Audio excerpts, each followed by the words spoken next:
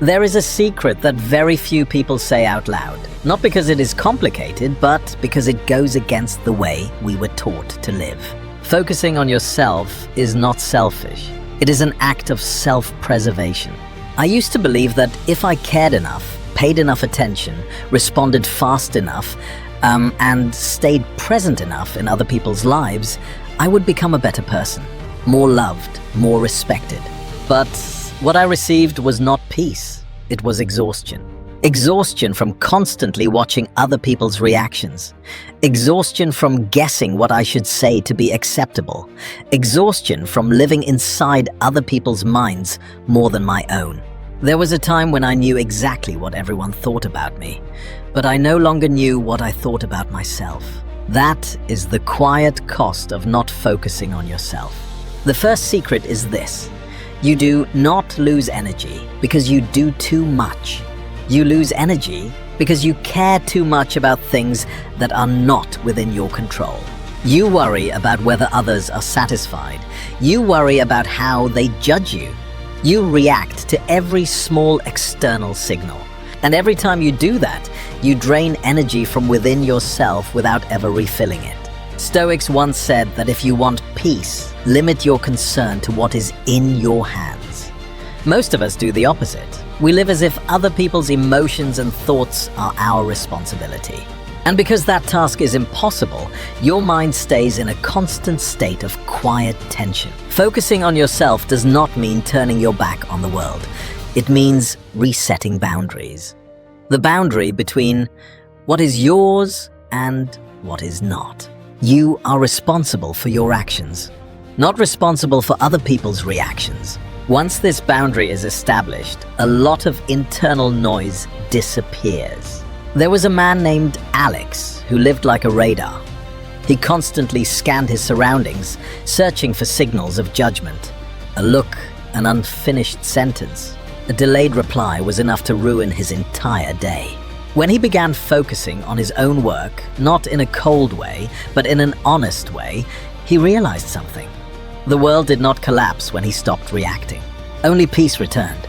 In the next part, we will go deeper into why the need for recognition and social comparison causes people to lose their inner center, and why focusing on yourself does not isolate you, but actually makes you stronger in every relationship. The need for recognition is one of the strongest forces pulling people away from themselves. You may not notice it because it hides behind very normal behaviors. Wanting to be liked, wanting to be seen as competent, wanting to be appreciated. None of these are wrong. The problem begins when your sense of value depends on them. When recognition becomes the reference point, you slowly lose your inner center. Your attention moves outward. You start measuring yourself through reactions. Praise lifts you. Silence unsettles you. Criticism stays with you longer than it should.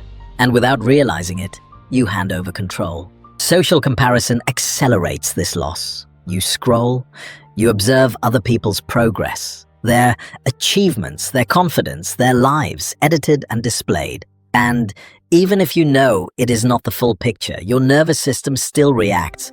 You feel behind, less than, late.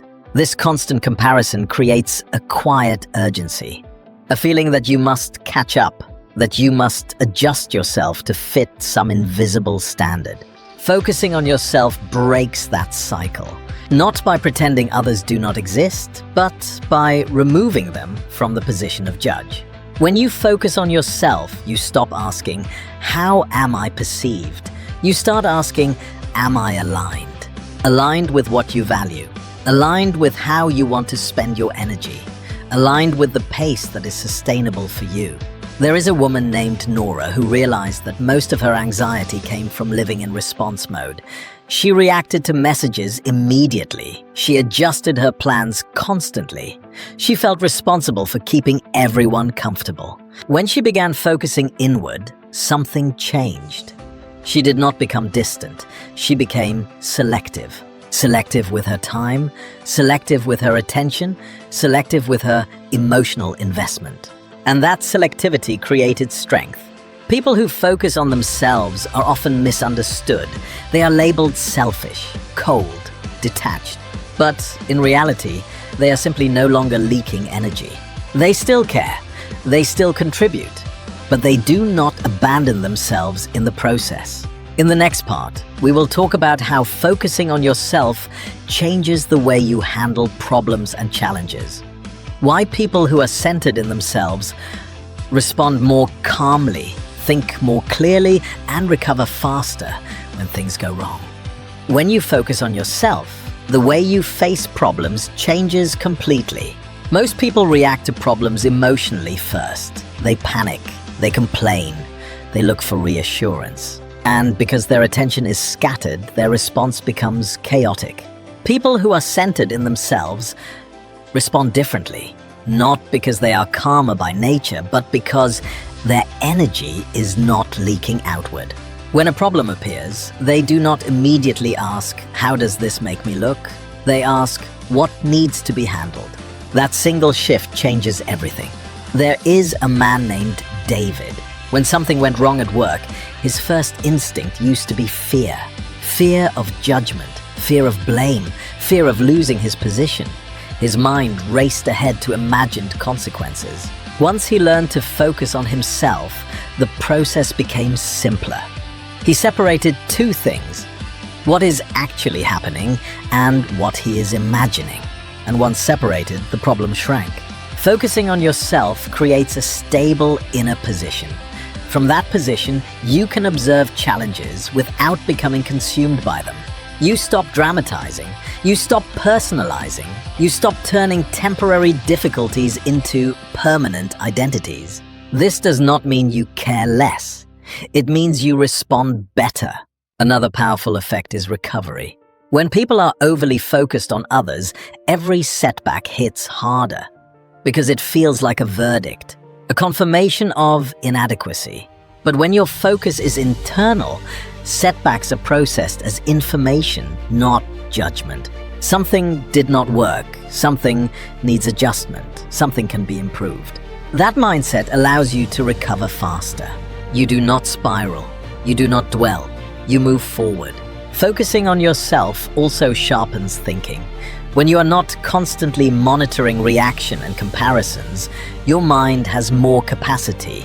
You see patterns, you notice details, you make clearer decisions. This is why people who are deeply focused on their own path often appear calm under pressure. Not because pressure is absent, but because their attention is not fragmented. In the next part, we will explore one of the most misunderstood aspects of focusing on yourself. Why it does not make you isolated or disconnected, but actually leads to deeper, more honest relationships. One of the biggest misunderstandings about focusing on yourself is the belief that it makes you distant from others. In reality, the opposite is true. When you are not centered in yourself, relationships become transactional. You give attention in exchange for validation. You listen in exchange for approval. You adjust yourself in exchange for belonging. That kind of connection is fragile and exhausting. When you focus on yourself, you stop entering relationships from a place of need. You no longer need others to constantly confirm your value because you are no longer disconnected from it internally. This changes how you show up. You listen because you want to, not because you fear losing connection. You help because it aligns with your values, not because you feel guilty. You speak honestly, not strategically. There is a woman named Maya who noticed this shift clearly. When she stopped over-explaining herself and stopped trying to be understood at all costs, something surprising happened. Her relationships became simpler. Some people drifted away. Others became closer, and for the first time, the connections that remained felt real. Focusing on yourself filters relationships naturally. It does not isolate you. It removes misalignment. You no longer tolerate dynamics where you must disappear to be accepted. You no longer chase people who only value you when you perform. This does not make you cold. It makes you honest. And honesty is the foundation of depth. Another important change happens in communication. When you are centered, you do not react impulsively. You pause. You respond instead of reacting.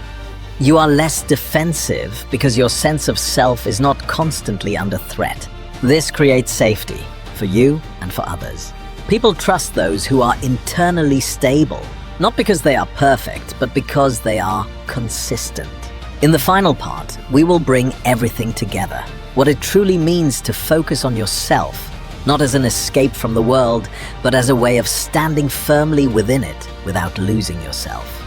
Focusing on yourself is not about escaping responsibility. It is about choosing the right responsibility. When you are not focused on yourself, you live reactively. You respond to demands, expectations, and emotions as they come. Your life becomes a series of reactions instead of deliberate choices. When you focus on yourself, something fundamental changes. You move from reaction to intention. You begin to ask different questions. Not what do they expect, but what matters to me right now. Not how should I appear, but how should I act. This does not make life easier. It makes it cleaner. You stop over-explaining. You stop over-committing. You stop apologizing for existing. And with that, your energy consolidates.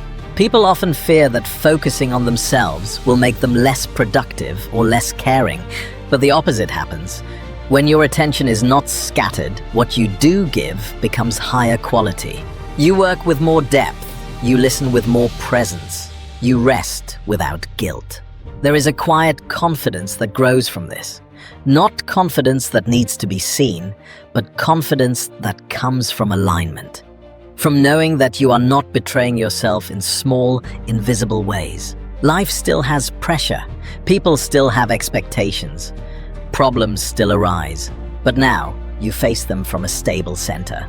You are no longer pulled in every direction. You are no longer defined by reactions. You are no longer exhausted from managing perceptions. Focusing on yourself is not about shrinking your world. It is about standing firmly within it. You do not disappear from others. You simply stop disappearing from yourself. And when you stop disappearing from yourself, everything else becomes more honest, more sustainable, more real. That is the power of focusing on yourself.